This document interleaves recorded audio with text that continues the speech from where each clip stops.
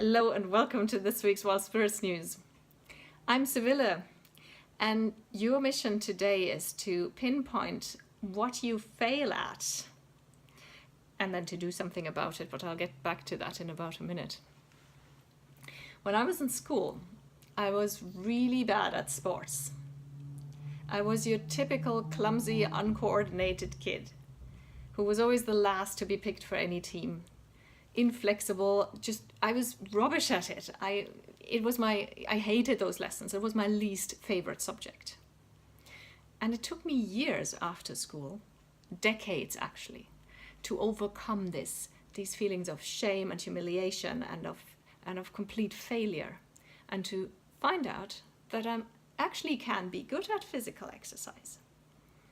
But school had completely failed to teach me how to get to that point, so I had to find it out myself. Today, I'm going to share that little secret with you. Your first task is to pinpoint, what are you bad at? Everybody has something that they fail at and that they avoid as a consequence because they know from experience that they're just not good at it. It can be more than one thing, by the way. For me, for example, it was sports and also cooking. Some people say they can't bake to save their life. Can you maybe not dance? Or are you bad at organizing and scheduling your time or your money? Or are you a bad driver? Whatever it is, just your first task is to become aware of this one thing that you'll say from the start, no, I won't do that because I'm bad at it. And to either write it down or just make a note of it. The second task is called Once More with Passion. The secret that I discovered when it came to my supposed unsportiveness was the secret that is the secret in my opinion to all of life, which is passion. That's why I'm a passions priority coach. I simply wasn't doing any sports that really lit me up. And there is something that lights me up. So what I found is that I'm really interested in traditional practices that involve exercise, let's put it this way. One was historical sword fighting, the other is historical archery, traditional archery. And I love doing that, and I had to get into shape for it. So these days I do 40 minutes of exercise every morning, first thing every morning, almost without fail. I do at least 5 out of the 7 days in a week, and I never need to motivate myself because I love doing it, because I love getting stronger and getting more fit and more able to do those things that I really love. So this is your second task. The thing that you fail at, you need to find something that you're passionate about this. You need to find something that lights you up. Or if there's one thing that you already know that lights you up, try and insert that into this activity. For example, I have a friend who was really bad at cooking, but she was rather passionate about health. So she was the sports whiz, the complete opposite of me. She was a dancer. She actually prepared to go to, she went into musical later on. And she did that throughout her youth, but she always hated, she was never interested in the kitchen or in cooking or anything. And then she got some injuries and tried to recover, and she got a little older and she realized that nutrition is a huge part of being fit and being in shape. And with that as her motivation, she discovered healthy, beautiful foods, and she made it her mission, because she's one of those people who will not, I'm like that too, that's one thing we have in common, that friend and myself. She's one of those people who won't eat what she doesn't like. So she had to find healthy things that she actually really loved to eat. And that was quite a task.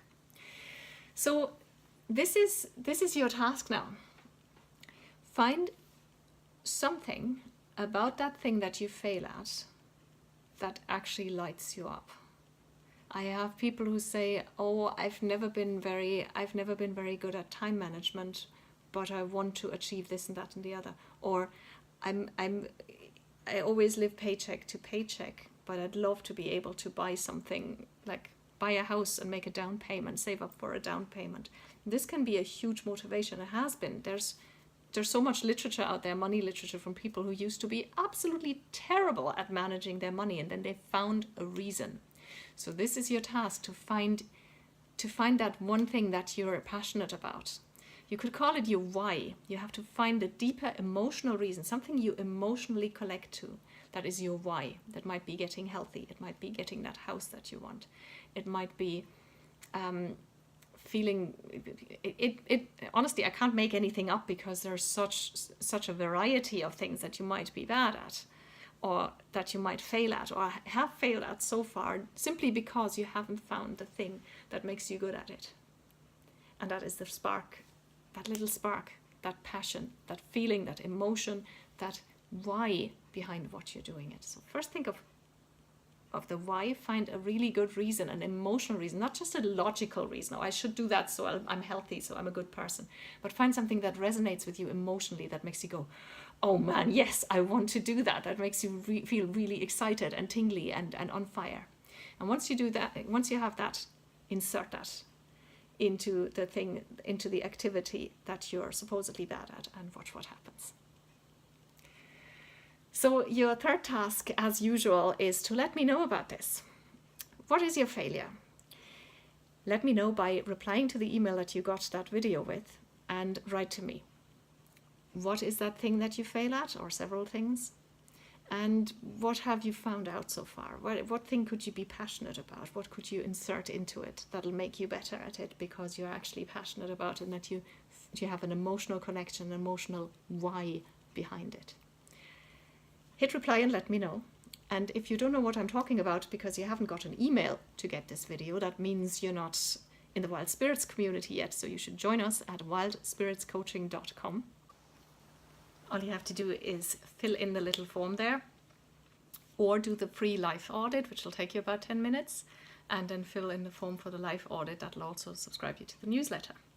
Now, the newsletter is 100% spam free. You will get one email per week. That's it.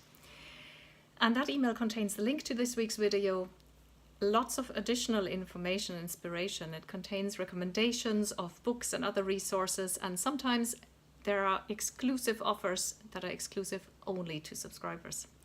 So go to wildspiritscoaching.com and subscribe. You can also Google Wild Spirits Coaching. That'll get you to my website as well. Thank you for watching.